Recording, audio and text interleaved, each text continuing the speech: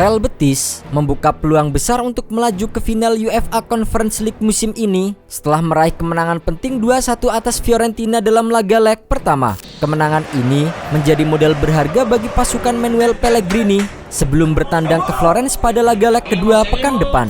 Turun dengan skuad terbaiknya termasuk Anthony Santos, tuan rumah langsung menunjukkan intensitas tinggi sejak awal laga dan berhasil mencetak gol pembuka di menit ke-6.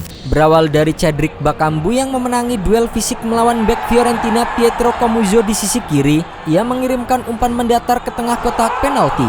Bola disambut Abde Ezal Zauli dengan tembakan yang sempat membentur tiang untuk menaklukkan David De Gea. Dominasi Betis berlanjut hingga babak kedua. Gol kedua datang di menit ke-64 melalui aksi individu sanggot Anthony Santos. Winger Brasil itu melakukan cut inside di sisi kanan lalu melepaskan tembakan dari luar kotak penalti. Tembakannya awalnya sempat diblok Luca Ranieri, namun bola liar langsung disambar Anthony dengan sepakan melambung yang bersarang di pojok atas gawang David De Gea. Tertinggal 2 gol, Fiorentina tak tinggal diam. Mereka meningkatkan intensitas serangan dan berhasil memperkecil ketertinggalan pada menit ke-73.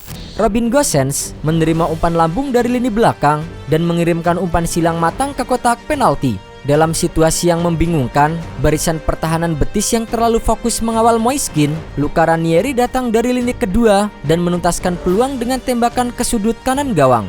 Tembakan tersebut tak mampu diantisipasi oleh kiper Fran Veites. Gol tersebut menyuntikkan semangat baru bagi La Viola yang berupaya keras untuk menyamakan kedudukan di sisa waktu pertandingan. Namun, pertahanan disiplin Betis mampu meredam tekanan hingga peluit akhir dibunyikan. Dengan kemenangan ini, Real Betis hanya membutuhkan hasil imbang di leg kedua di Stadion Artemio Franchi untuk bisa melaju ke partai puncak. Sebaliknya, Fiorentina harus menang dengan selisih 2 gol jika ingin mencapai final untuk ketiga kalinya secara beruntun di ajang ini. Sementara itu di pertandingan lainnya, Chelsea menunjukkan kelasnya sebagai salah satu kandidat kuat juara UEFA Conference League musim ini setelah mencatatkan kemenangan meyakinkan 4-1 atas Djurgårdens dalam leg pertama semifinal yang berlangsung di Tri Arena. Hasil ini menempatkan The Blues dalam posisi sangat menguntungkan menjelang leg kedua di Stamford Bridge pekan depan. Tampil di kandang lawan, anak asuh Enzo Maresca langsung tancap gas sejak awal laga. Gol pembuka tercipta pada menit ke-12 lewat aksi pemain pinjaman dari MU yaitu Jadon Sancho.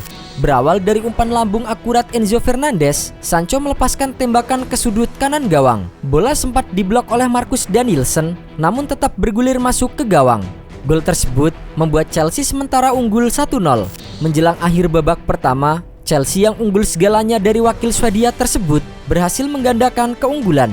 Pada menit ke-43, Enzo Fernandez kembali terlibat. Kali ini, ia mengalirkan bola ke Kiernan Dewsbury Hall yang langsung mengoper ke Noni Madueke. Pemain berusia 23 tahun itu tanpa ragu melepaskan tembakan mendatar ke sudut kanan bawah gawang, membuat kiper Jacob Rine tak berkutik. Di babak kedua, dominasi Chelsea semakin nyata. Gol ketiga lahir di menit ke-59 akibat miskomunikasi fatal antara Danielson dan Rine saat mengantisipasi umpan terobosan dari Cole Palmer. Nicholas Jackson memanfaatkan kelengahan itu dengan merebut bola dan menceploskan ke gawang kosong. Hanya 6 menit berselang, Jackson kembali mencatatkan namanya di papan skor. Moises Caicedo berhasil mencuri bola dari penguasaan Djurgårdens dan memberikan assist kepada Jackson. Penyerang asal Senegal itu menyelesaikan peluang dengan tembakan melambung ke sudut kanan atas gawang, memperlebar jarak menjadi 4-0. Djurgårdens sempat membalas pada menit ke-68.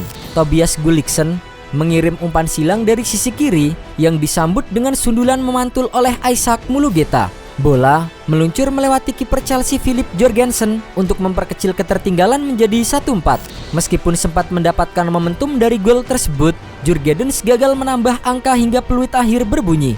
Chelsea pun pulang dengan kemenangan telak dan kepercayaan diri tinggi. Dengan hasil ini, Chelsea hanya perlu menghindari kekalahan lebih dari 2 gol di leg kedua untuk bisa memastikan tiket ke partai final. Sementara itu, Djurgårdens menghadapi misi nyaris mustahil, menang dengan selisih 4 gol di Stamford Bridge. Jika Chelsea dan Real Betis melaju ke final, maka duel ini akan semakin menarik. Pasalnya, selain memperebutkan gelar pertama di ajang ini, kedua tim juga sama-sama memiliki pemain pinjaman dari Manchester United. Dari Real Betis, Anthony seolah terlahir kembali dan menjadi andalan di bawah arahan Manuel Pellegrini. Bahkan, winger asal Brasil itu dikabarkan akan coba dipermanenkan oleh Betis di akhir musim ini. Namun, menurut laporan dari Mirror, harapan itu kini terganggu karena perubahan aturan pembayaran transfer di La Liga yang mengadopsi regulasi UEFA terbaru.